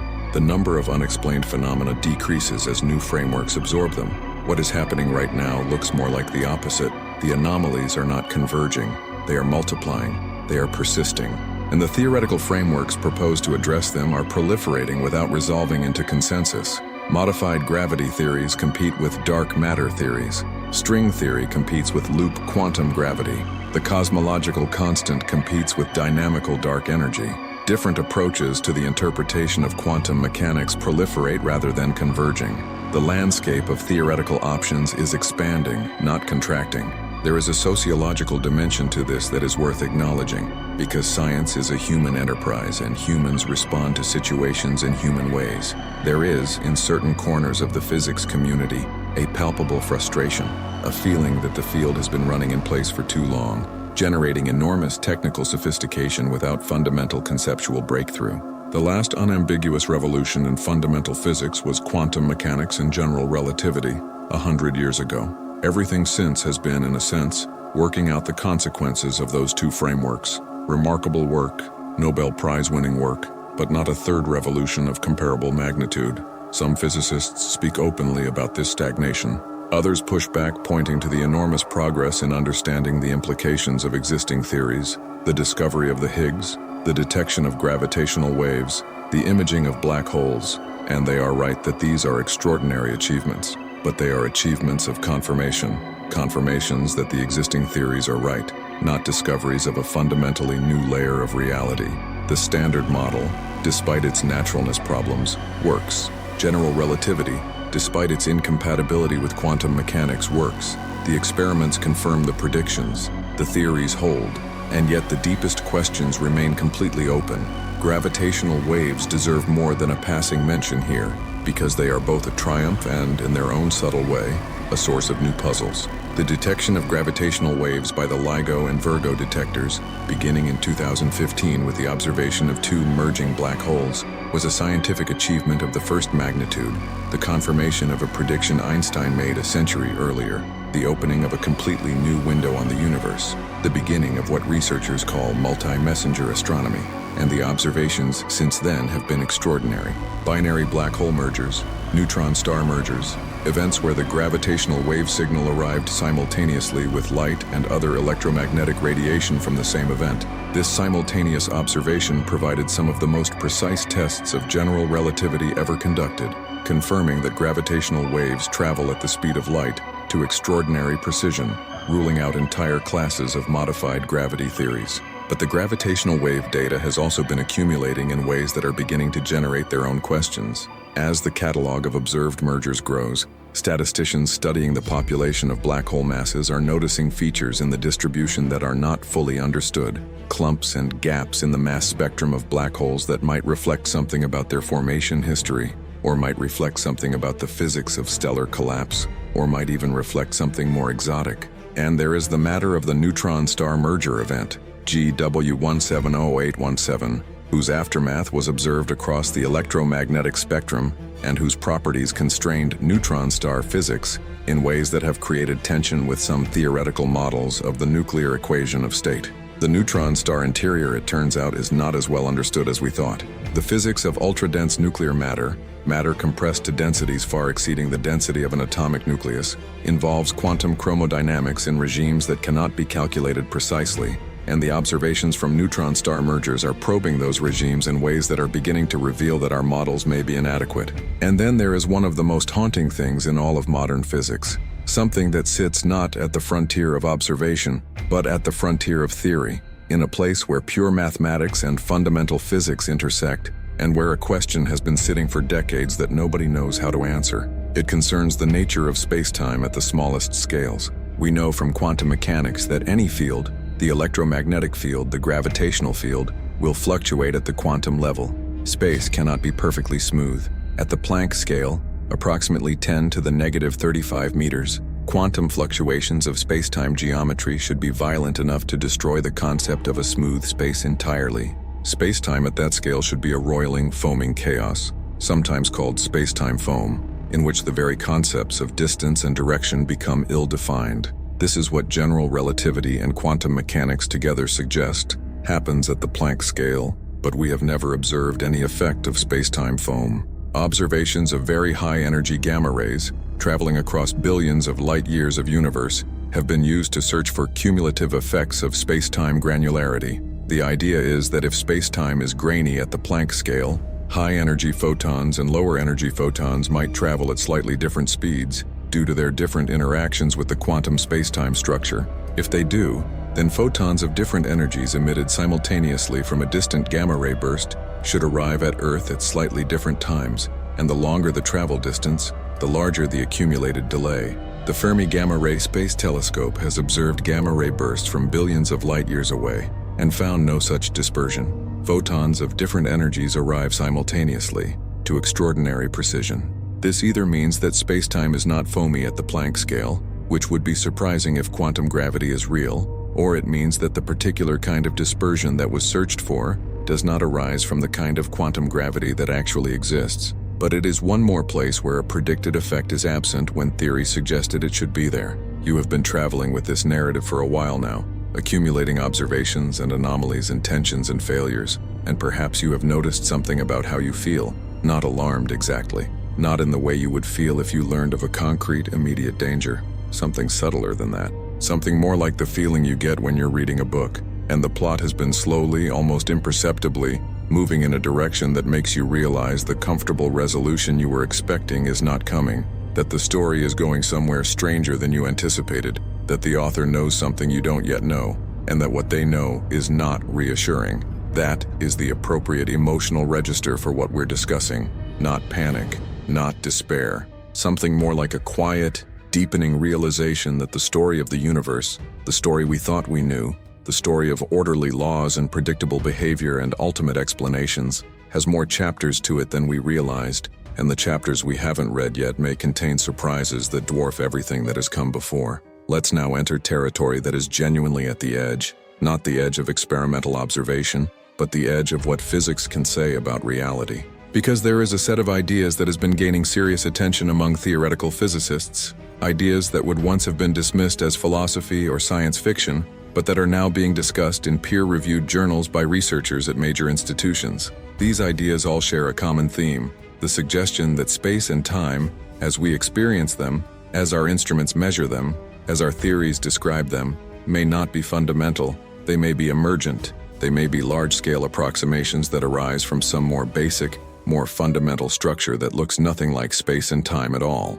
The first hint of this possibility came from black hole thermodynamics, specifically from the discovery in the 1970s that black holes obey laws exactly analogous to the laws of thermodynamics. Bekenstein and Hawking showed that a black hole has an entropy, a measure of its internal degrees of freedom, proportional not to its volume as you might expect, but to its surface area. The information content of a black hole, in some sense, lives on its two-dimensional horizon rather than in its three-dimensional interior. This is the holographic principle, the idea that the degrees of freedom in a volume of space can be described by information on the surface bounding that volume. It is a radical suggestion about the nature of three-dimensional space, that the three-dimensional picture is redundant, that everything in it can be encoded in a two-dimensional description. The holographic principle was elevated from intriguing speculation to a concrete theoretical framework by Juan Meldesena's 1997 discovery of what is called the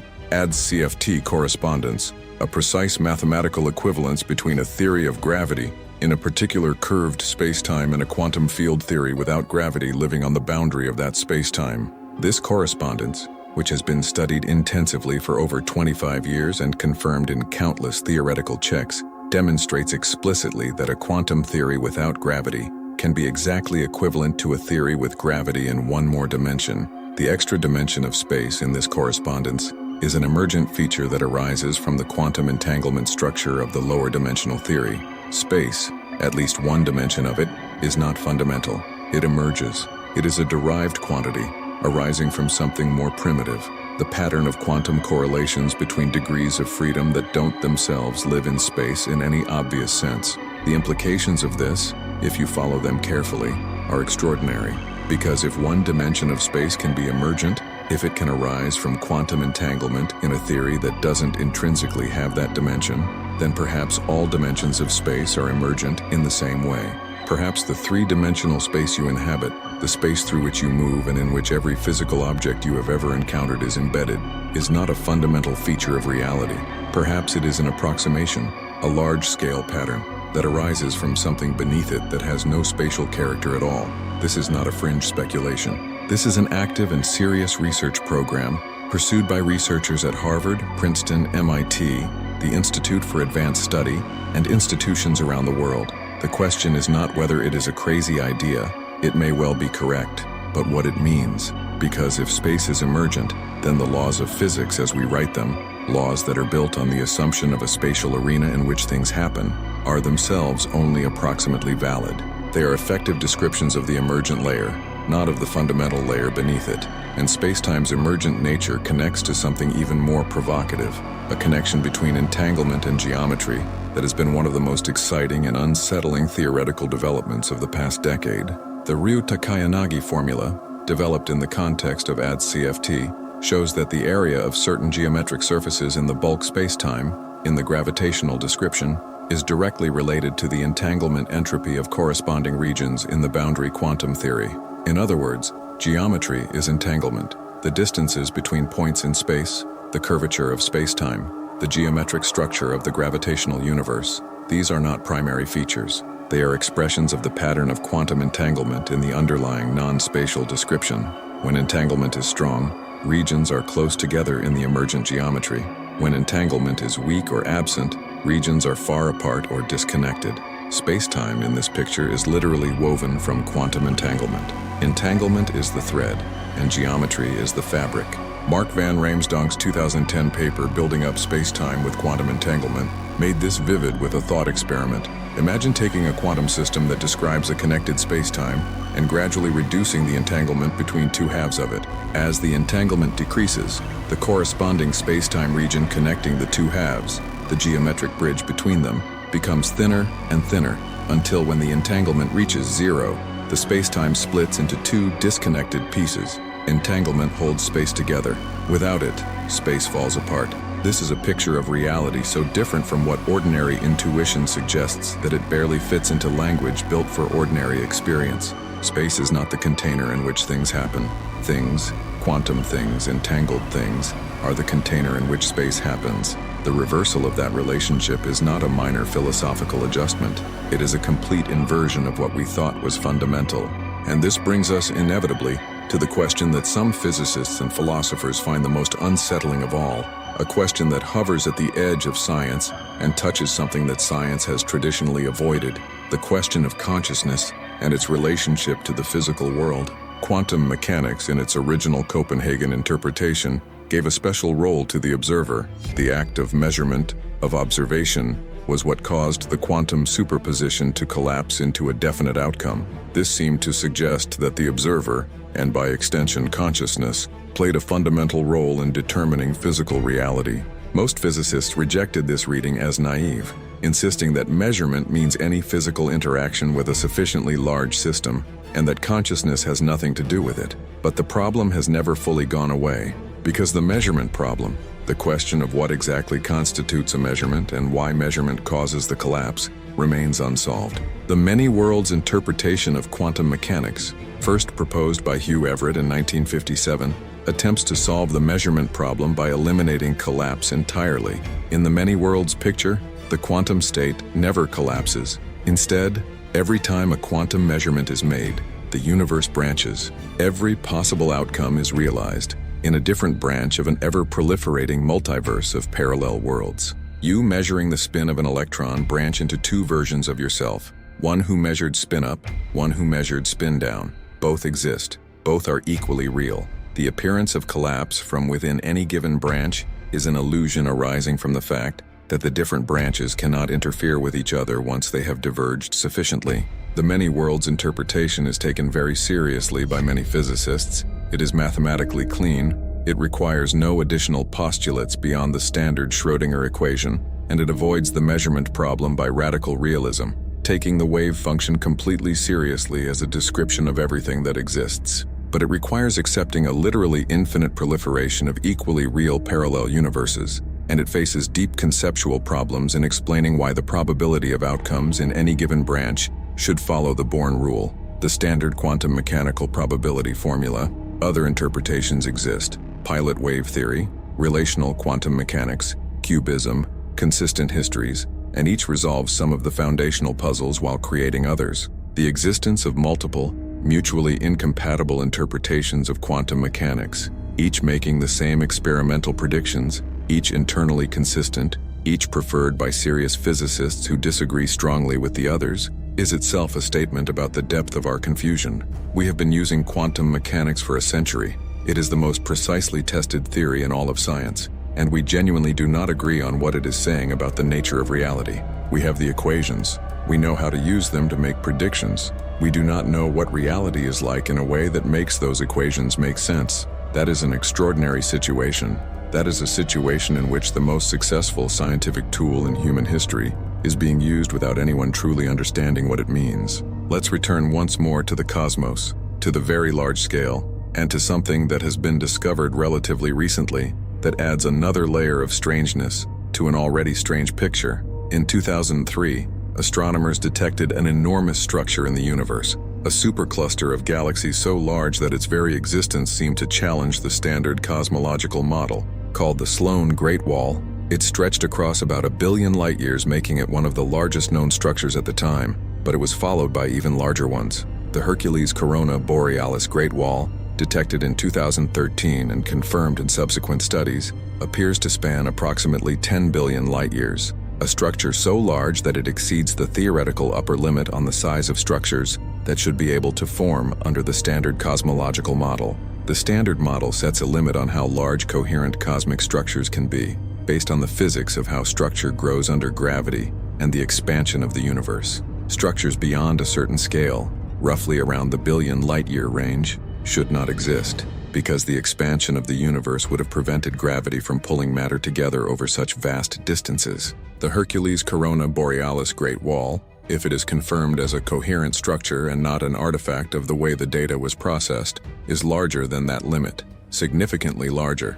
It represents a potential violation of one of the foundational assumptions of cosmology, the large-scale homogeneity of the universe. If structures of this scale genuinely exist, then the universe is not as uniform as the standard model requires, and the framework built on that uniformity needs to be revisited. This is not yet certain. There is ongoing debate about whether the apparent structure is real or a statistical artifact of the detection method. But the fact that such structures keep being found, the Sloan Great Wall, then the Hercules Corona Borealis Great Wall, then the Giant Arc, a crescent-shaped arrangement of galaxies and galaxy clusters discovered in 2021, stretching across about 3 billion light-years, suggests that the universe may be more structured on the largest scales than the standard model comfortably accommodates. The Giant Arc was discovered by a graduate student, Alexia Lopez, using data from the Sloan Digital Sky Survey, and its existence was initially met with skepticism precisely because such large structures are not supposed to exist. Lopez calculated that the probability of the giant arc arising by chance, in a universe that genuinely is homogeneous at large scales, is less than 0.5%. That is low, but it is not impossibly low. The history of science is full of cases where apparent structures in data turned out to be statistical flukes, but it is also full of cases where real structures were initially dismissed as flukes. And the accumulation of these very large structures, each one individually explainable as a statistical outlier, but collectively making the statistical outlier explanation increasingly strained, is another item on the growing list of things that don't quite fit the model. There is something psychologically important about lists of this kind, something that affects how scientists and non-scientists alike process what they mean. When anomalies are rare and isolated, they are easy to treat as noise. Science has noise. Data has noise. Every measurement has uncertainty. But when anomalies become frequent, when they cluster, when they persist across different datasets and different methods and different research groups, they begin to take on a different character. They stop looking like noise and start looking like signal. The question is, signal of what? That is where the situation currently stands. We have what appears to be signal, persistent, multi-scale, multiply-confirmed signal of something being wrong with our understanding, and we do not yet know what that signal is telling us. We don't have the cipher to decode it. We are holding a message in an unknown language and staring at it, knowing it means something, unable to read it. In 2016, something happened that generated enormous excitement in the physics community, before ultimately resolving in a way that illustrated perfectly the frustrating nature of this moment. The BICEP-2 telescope, designed to look for patterns in the polarization of the cosmic microwave background, patterns that would be imprinted by gravitational waves from the inflationary epoch, the brief period of exponential expansion thought to have occurred in the universe's first moments, announced a detection. The signal appeared to be real, statistically significant, and of the right kind to represent primordial gravitational waves from inflation. If confirmed, it would have been one of the greatest discoveries in the history of cosmology, direct evidence for inflation, and a probe of physics at energy scales 15 orders of magnitude beyond the reach of any particle collider. The announcement was made at a press conference. It was celebrated. Champagne was opened. Nobel Prizes were discussed. And then it turned out to be dust. Galactic dust, polarized emission from dust within our own Milky Way, can mimic the pattern of CMB polarization that BICEP-2 had detected. The team had underestimated the dust contribution. When the Planck satellite's dust maps were incorporated into the analysis, the primordial gravitational wave signal disappeared. It had never been there. What had looked like a detection of inflation was an artifact of foreground contamination. The scientific community handled this professionally. The BICEP-2 team published a corrected analysis. Science proceeded. Lessons were learned about the importance of foreground modeling, but the emotional arc of the episode, the elation, the celebration, the deflation, the return to uncertainty, captured something about the current state of physics. The breakthrough was announced. The breakthrough was retracted. The question remains open.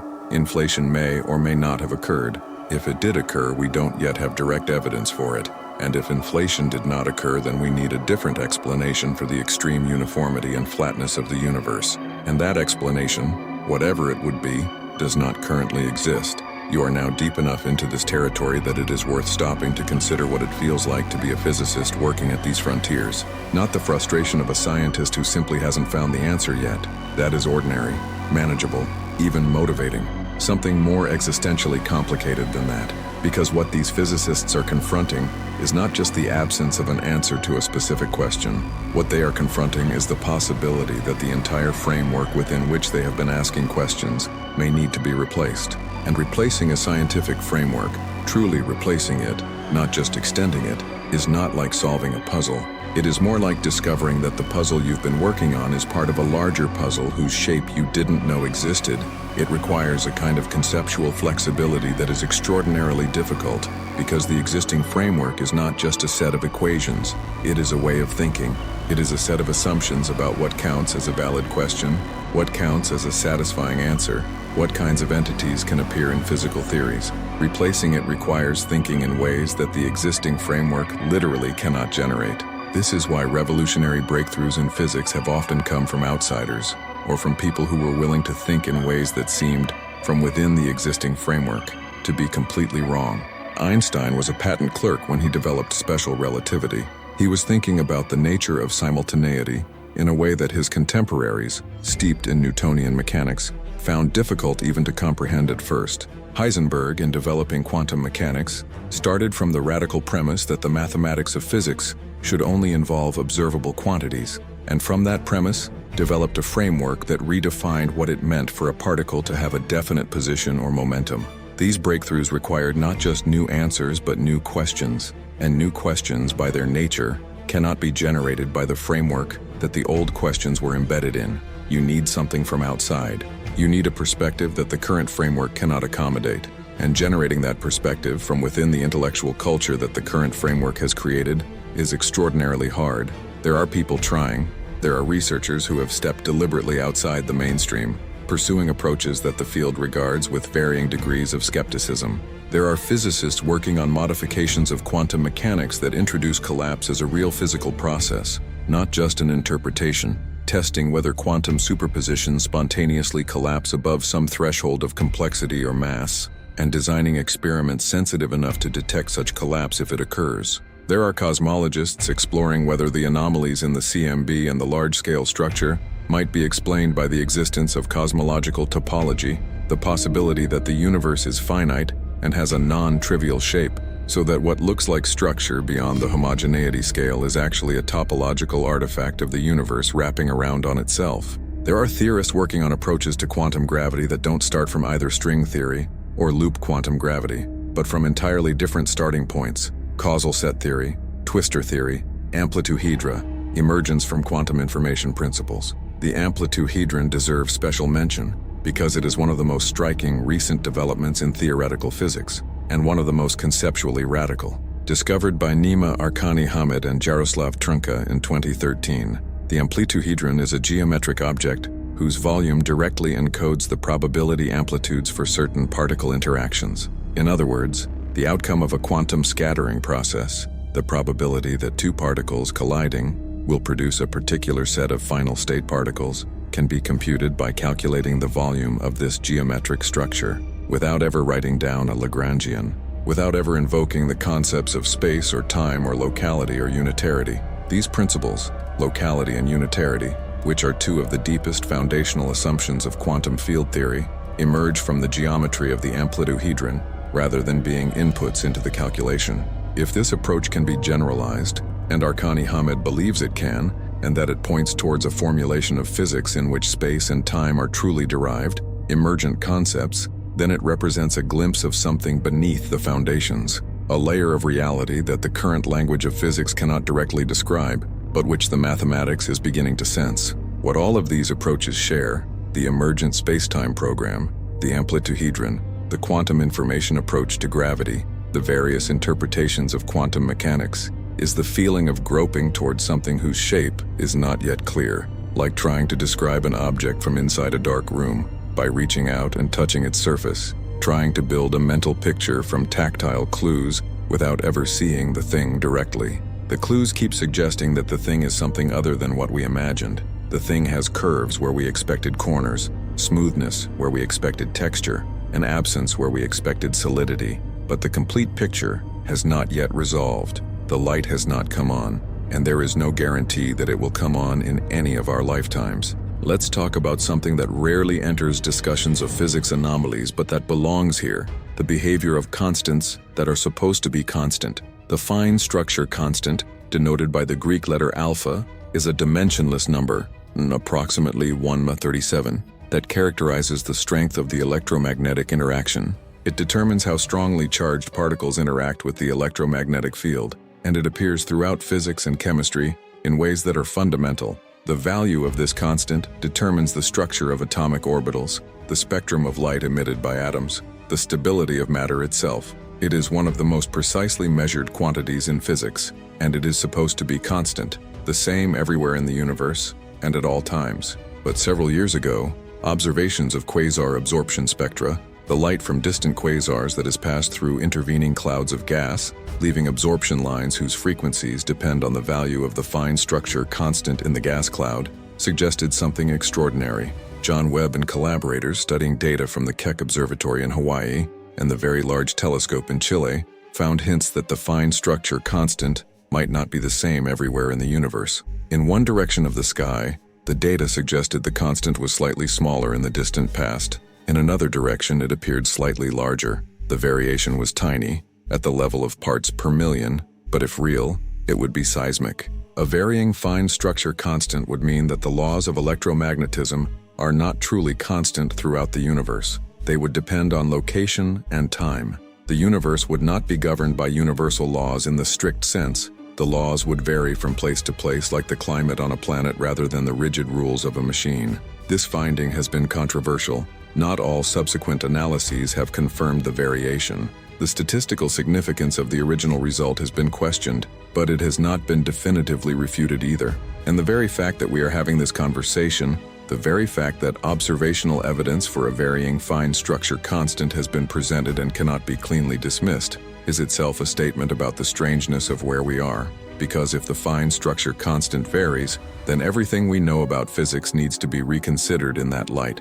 Every calculation, every prediction, every law that invokes electromagnetism would need to be re-examined for its dependence on the fine structure constant and for the possible effects of its variation. The standard model, which treats the fine structure constant as a fixed input parameter, would need to be replaced by something more general, something that explains why the constant takes different values in different regions of space-time, something that treats what we thought was a constant as a field, a dynamical variable that evolves. And if one constant can vary, why not others? Why not the gravitational constant?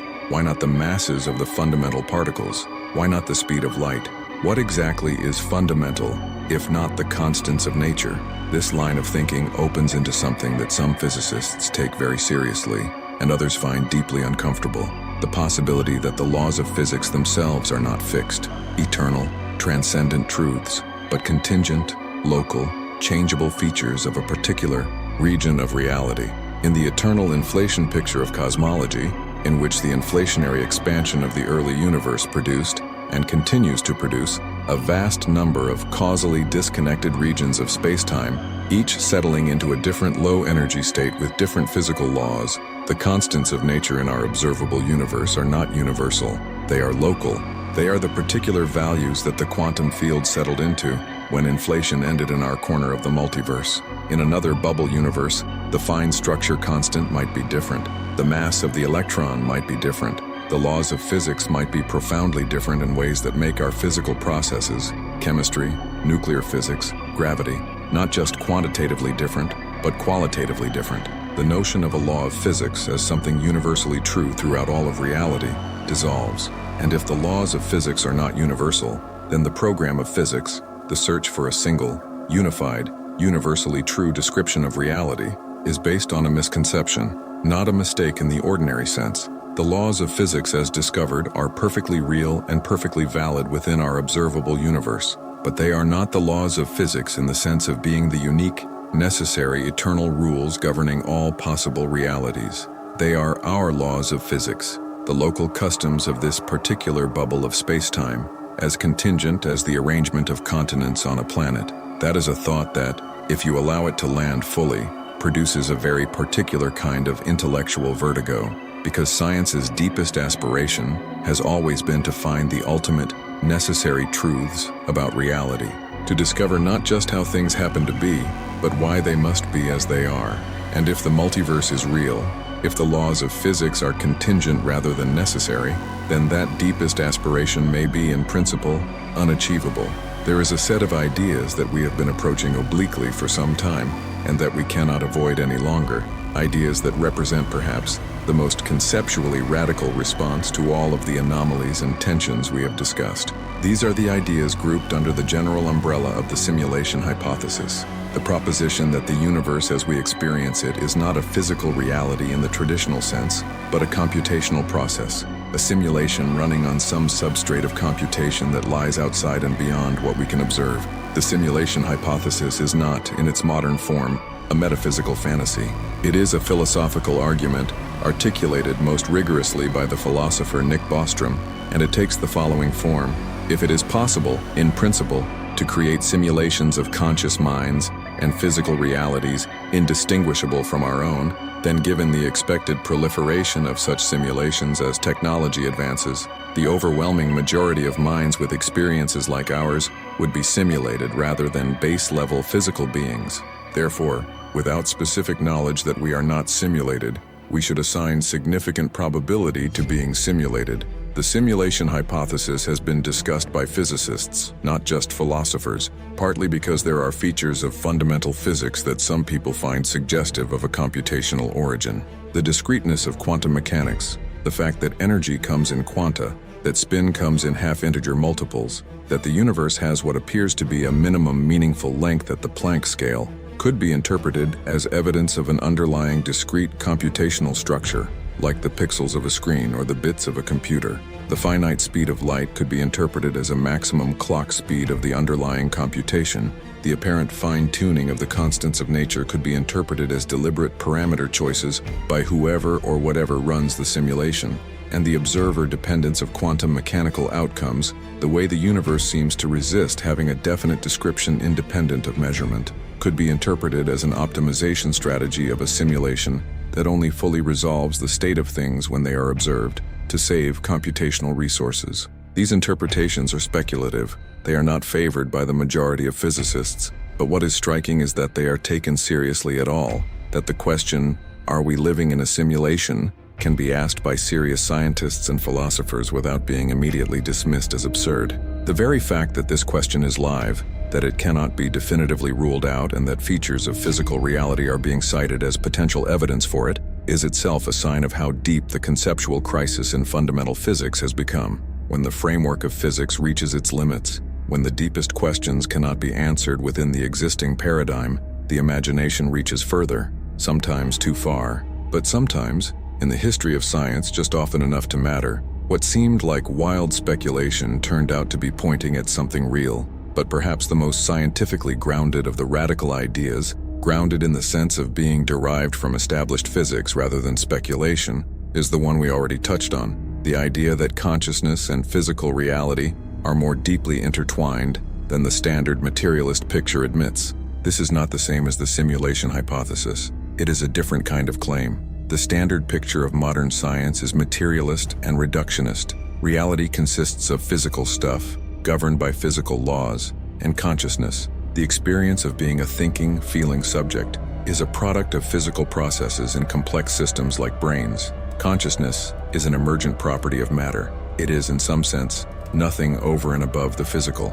This is the standard scientific worldview, and most scientists hold it unreflectively because it has served science so well. But there are problems with it. The hard problem of consciousness, articulated by the philosopher David Chalmers, points to something that physical science has not explained and arguably cannot explain without a fundamental revision. The hard problem is the question of why there is subjective experience at all, why the physical processes in a brain give rise not just to information processing and behavior, but to the felt quality of experience. Why does seeing red feel like anything?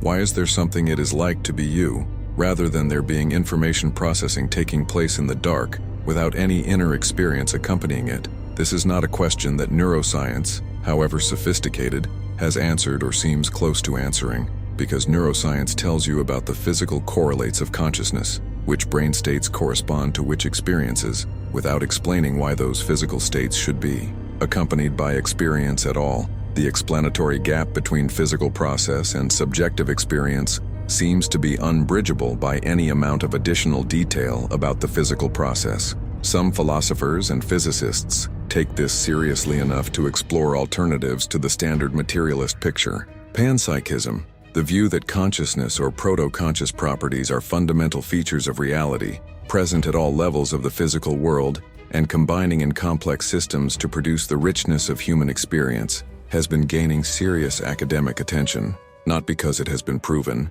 but because the alternatives seem to have explanatory gaps that panpsychism doesn't. If consciousness is fundamental, if it is in some sense as basic as mass or charge, then it doesn't need to be explained as an emergent property of non-conscious matter. It is already there, at the foundation. This is a radical position, but it has a long philosophical history and is being developed with increasing mathematical sophistication.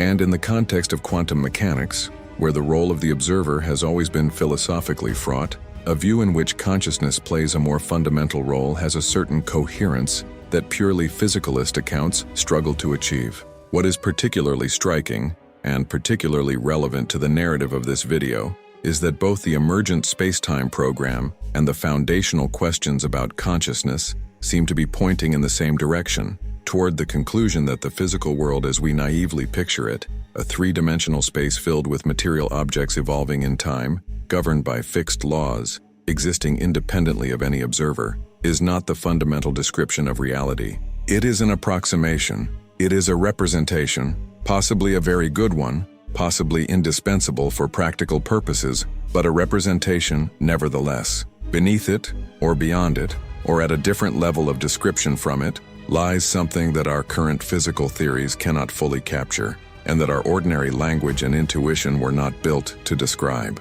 Something from which space and time and matter and the laws that govern them all arise, in the same way that temperature arises from the motion of molecules, as a real, useful, empirically valid concept that nevertheless points beyond itself to something deeper and more fundamental. The history of physics gives some reason for cautious optimism. Every time physics has encountered a seemingly insurmountable conceptual crisis, it has eventually resolved it, not by explaining away the crisis, but by expanding the conceptual framework in a way that recontextualized it. Newtonian mechanics could not explain the behavior of light and electromagnetism. The resolution was special relativity, which reconceptualized space and time as a unified spacetime with a fundamental speed limit. Classical physics could not explain the stability of atoms or the spectrum of black body radiation.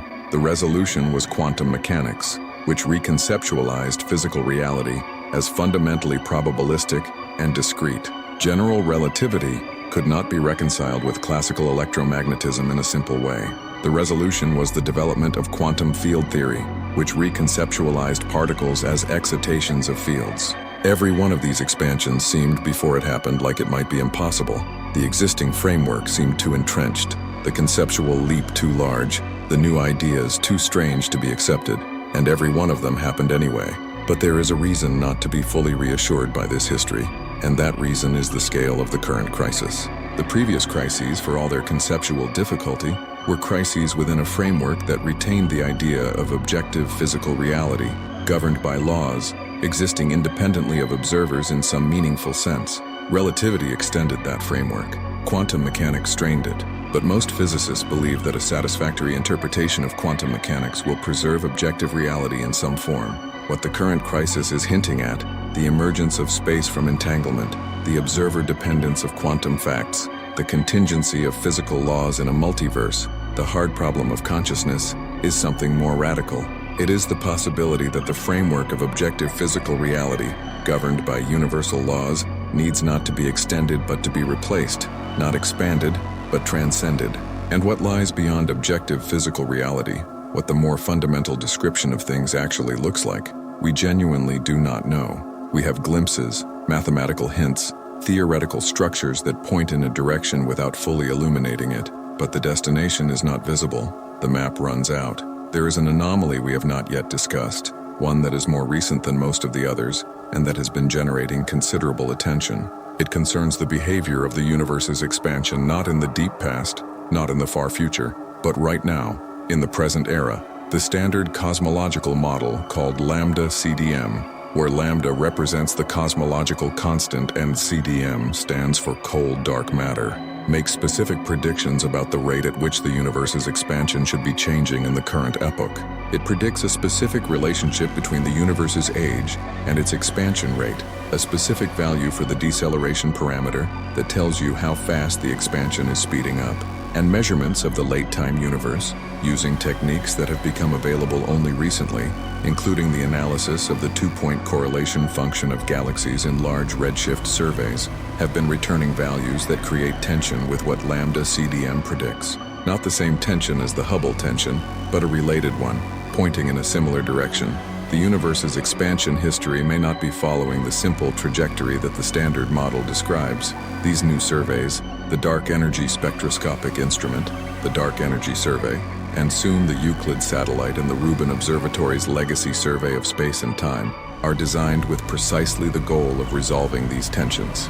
They are gathering data of unprecedented volume and quality, mapping the three-dimensional positions of tens of millions of galaxies, measuring the cosmic expansion history with extraordinary precision, probing the growth of structure across cosmic time. And what they are finding is not resolving the tensions cleanly. They are finding, in case after case, that the data is more complicated than the models predicted, that there are features in the data that don't fit neatly, that the picture requires additional parameters or additional physics to accommodate. Each new dataset adds precision, and with that precision, new puzzles. The universe, examined more carefully, reveals more to be explained, not less. This is, in one sense, the ordinary experience of science. More precise observations revealing finer structure that needs to be understood. But there is a difference between ordinary scientific progress and what seems to be happening now. In ordinary scientific progress, more precise observations typically confirm the basic picture while filling in details. What's happening now is that more precise observations are calling the basic picture itself into question. The tensions are not in the details. They are in the foundations, in the values of the fundamental parameters that define the model. And when the foundations of the model are in tension with the best available data, across multiple independent data sets and multiple independent methods, the appropriate scientific response is to question the foundations, to ask whether the model needs not just refinement, but replacement, to ask whether some of the assumptions built into lambda CDM, assumptions about the nature of dark energy, about the behavior of dark matter, about the large-scale homogeneity of the universe, may be wrong. What would it mean if lambda CDM were wrong? Not wrong in detail, wrong in structure. What would it mean if the universe did not, in fact, consist of ordinary matter plus cold dark matter plus a cosmological constant, governed by general relativity on all scales? The implications would cascade through all of cosmology. Every inference made about the universe using the lambda CDM framework as a backdrop, inferences about distances, about ages, about the growth of structure, about the matter-power spectrum, would need to be re-examined. The history of the universe that we have pieced together, the sequence from the Big Bang through nucleosynthesis, through recombination, through structure formation to the present, is not a direct reading of observations. It is an interpretation of observations filtered through the lambda CDM framework. If the framework is wrong, the interpretation needs revision, and the history of the universe we think we know may be different from the history of the universe that actually occurred. This is not a comfortable thought. We have invested enormous intellectual and material resources, trillions of dollars of telescope time, millions of person-hours of research in building the current cosmological picture. It is one of the greatest intellectual achievements of the human species, and it is almost certainly not completely wrong. The broad strokes are too well supported by too many independent lines of evidence to be entirely mistaken. But not completely wrong is not the same as right in all its foundations. Newtonian mechanics was not completely wrong. It was an extraordinarily good approximation in the regime where it was tested, and then relativity came along and revealed that the foundations, absolute space, absolute time, Galilean invariance, were all incorrect, even though the practical predictions were right in the appropriate limit. The question is not whether lambda CDM will eventually give way to a better theory. All theories eventually give way to better theories. The question is how deep the revision will need to go, and the accumulating tension suggests the answer may be very deep. Throughout all of this, there is a human dimension that deserves acknowledgement, the experience of the scientists who are doing this work, living inside this strange moment. Science is often portrayed as a cool, detached, purely rational enterprise, and in important ways it is. The methods of science, the insistence on evidence and reproducibility and peer review, the willingness to abandon hypotheses when the data contradicts them, these are profound achievements of human rationality. But scientists are human. They have intuitions and emotional responses to their work. They are invested in their theories. They feel something when the data comes in, something when the anomaly persists, something when the explanation they worked so hard on fails to account for the observation. And what many of the scientists working at these frontiers describe feeling, when asked honestly, is something that doesn't have a clean scientific name, something between awe and unease. Something like standing at the edge of a cliff in the dark and knowing that the cliff is there, not because you can see it, but because the echo of your voice comes back wrong.